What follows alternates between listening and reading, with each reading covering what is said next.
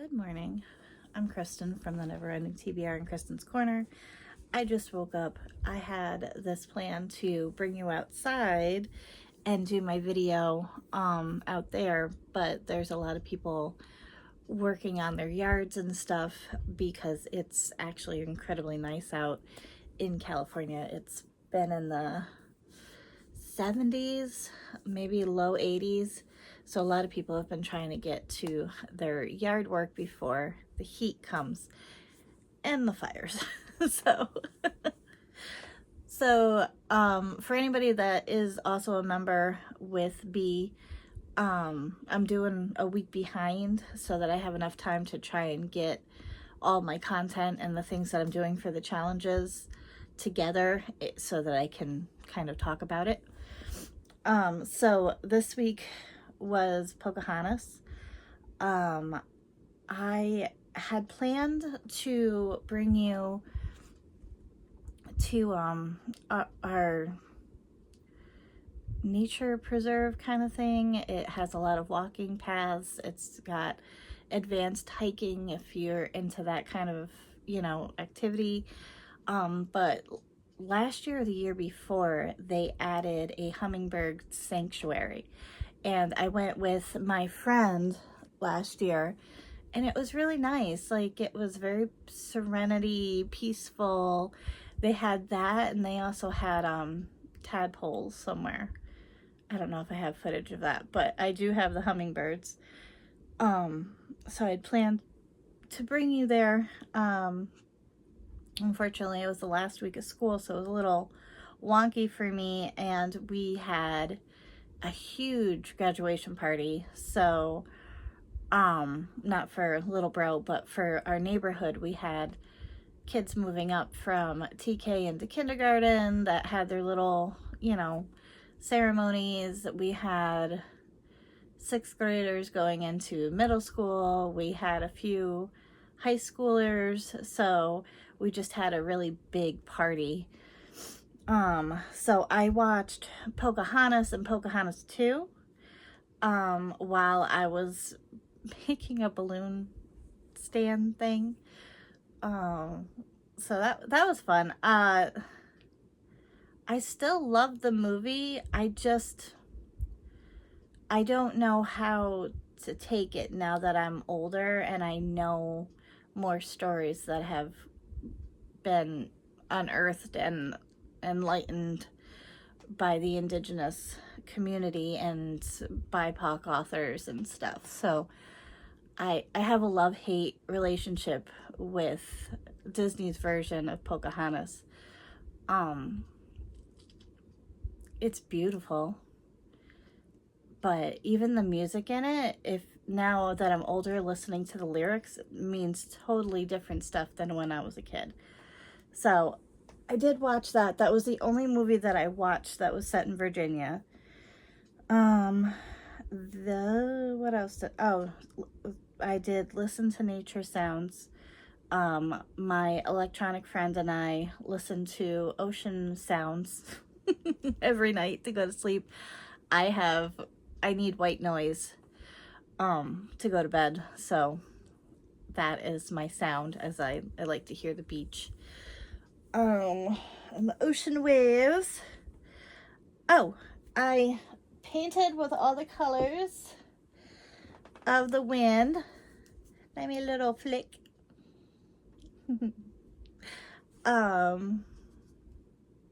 Yeah, it doesn't look like the picture, but I'm very proud of how it came out.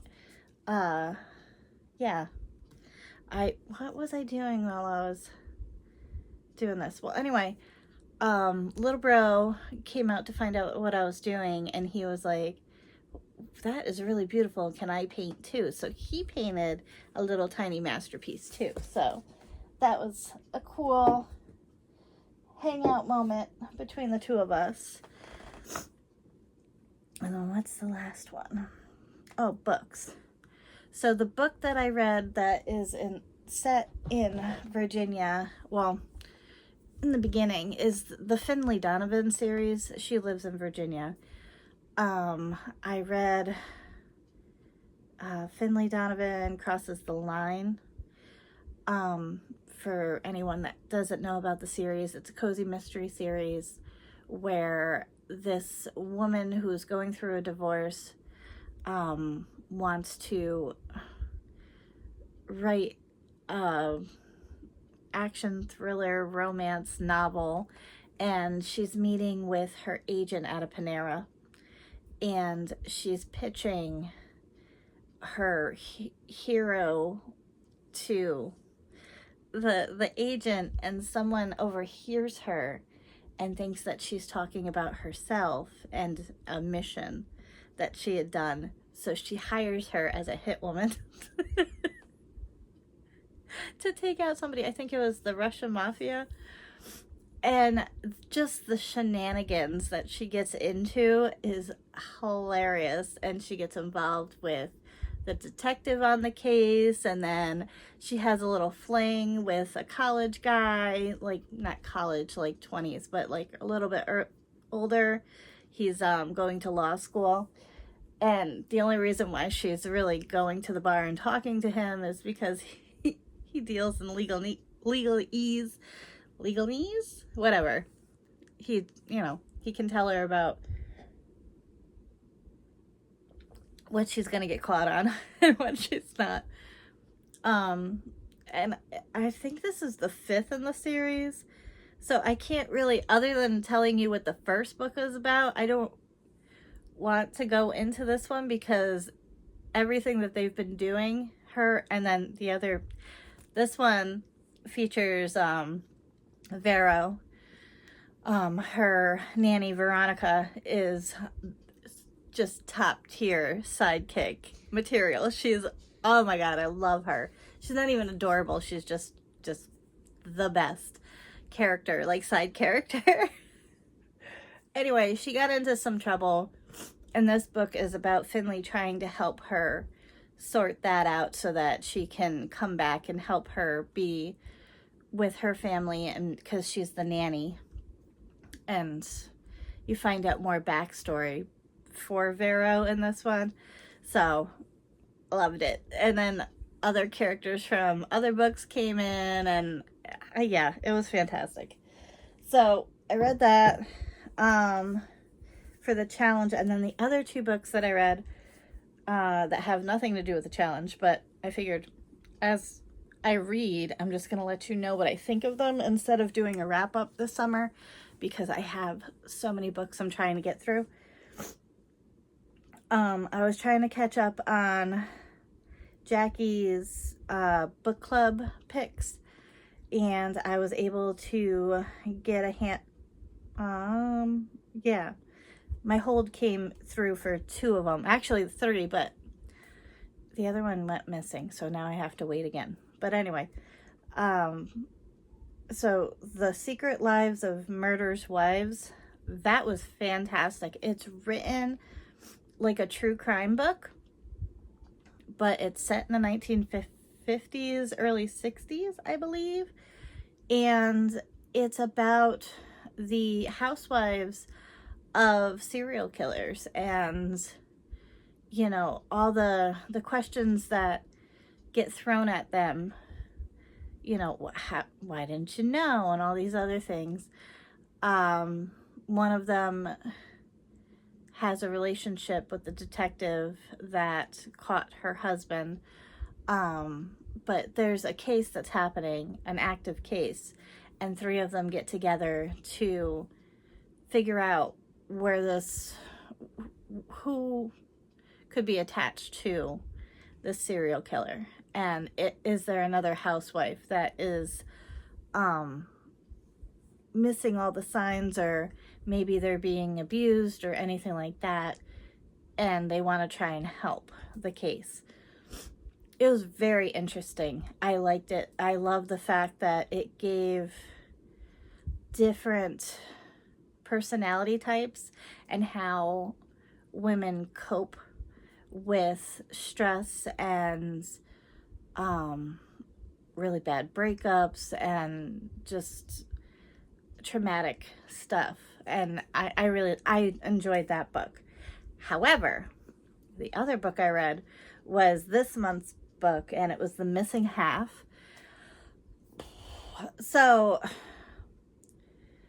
what was good about the book is that it focuses on a character that is battling addiction and alcoholism, and how a character doesn't have to always be the hero of their own story.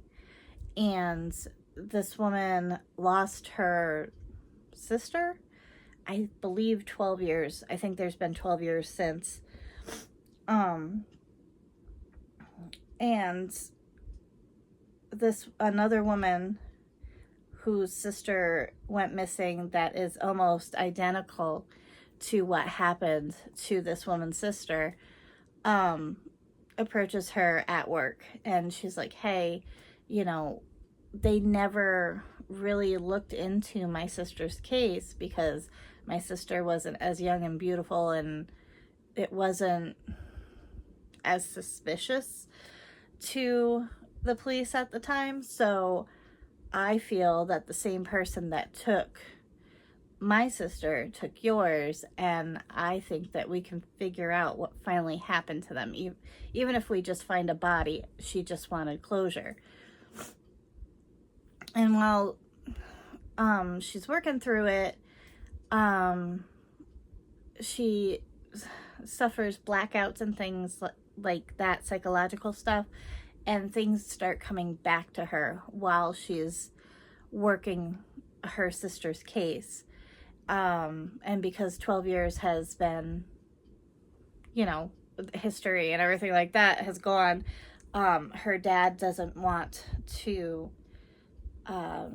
address it at all. He's very, I don't know, if he doesn't think about it and he doesn't talk about it, it didn't happen kind of thing.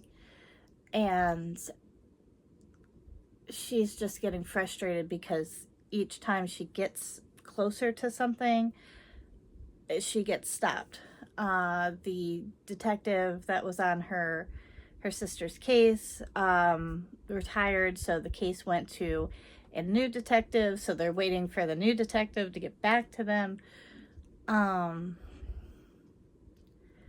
they find out things about her sister that she had no idea was going on, because she was going through her own stuff in her 20s, and she feels a certain kind of way, and she's in AA, but she has a hard time, you know, coping with things, so she keeps relapsing.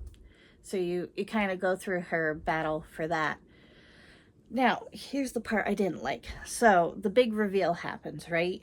And I don't want to tell you what it is, because if this sounds interesting and you want to read it and then let me know in the comments what you thought, that's cool. But the ending, the twist was,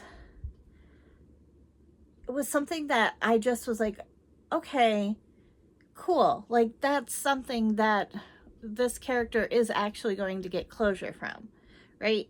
So I'm like, that's a different twist. Well, something happens to the new character, the one that, you know, got the main character to go on this search, and then they have to take care of something, and then the book stops.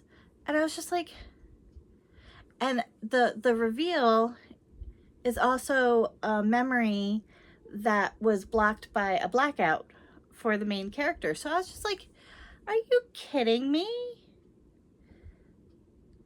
Not only is the reveal just happened, but you're just gonna stop the book. Like, there's no, you know, so many months later, no epilogue, nothing, just bloop, nothing. This is, you know, this is as far as we're going with this story. And I was like, whatever.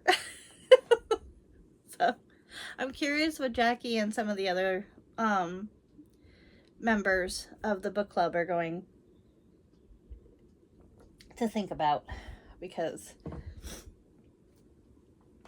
I was not a fan of the ending. I liked the book, did not like the ending. So that was Pocahontas week for me. Next week is Cinderella. We're going to France. So I'm still working on Cinderella as I'm making this video. I still have to, I have to go and go shoe shopping. I have to get sneakers.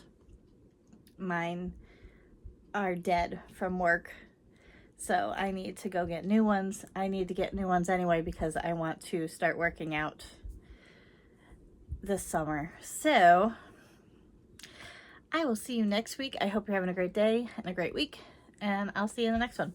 Bye.